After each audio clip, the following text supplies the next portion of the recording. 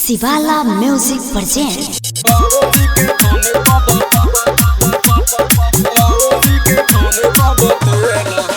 माँ दहला recording studio.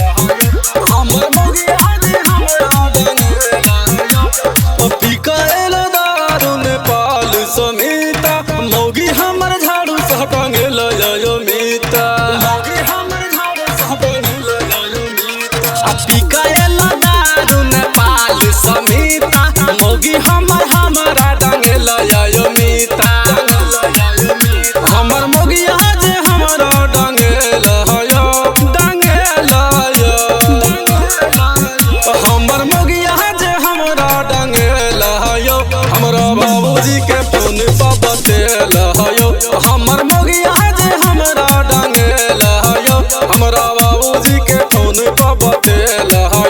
हमरा बाबूजी के फोन पर बतेल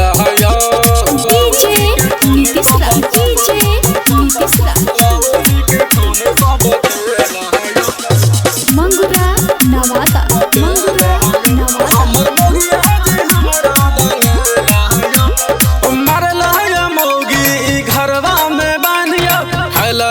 दूध भात लब दैया पानिया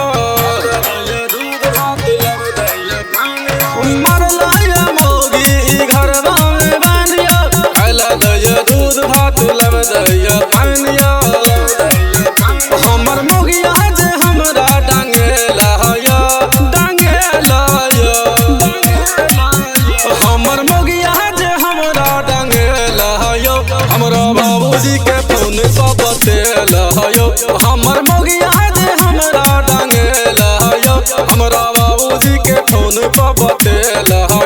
हमरा बाबूजी के फोन पर बतेल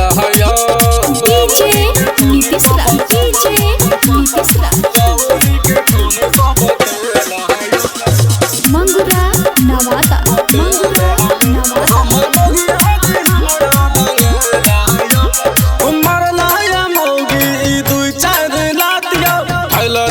हमरा बसिहा के भातिया मरला मौगी दुई चार लातिया खैला दैया हमरा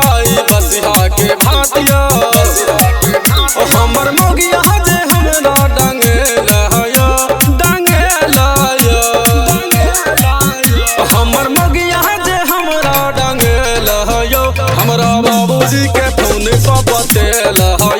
हमर मौगी आज हमरा डंगे लयो हमरा बाबूजी के फोन पर बतेल शिवाला जी के फोन पर बतेल माँ दहला रिकॉर्डिंग स्टूडियो, किसान चौक, सुपौल।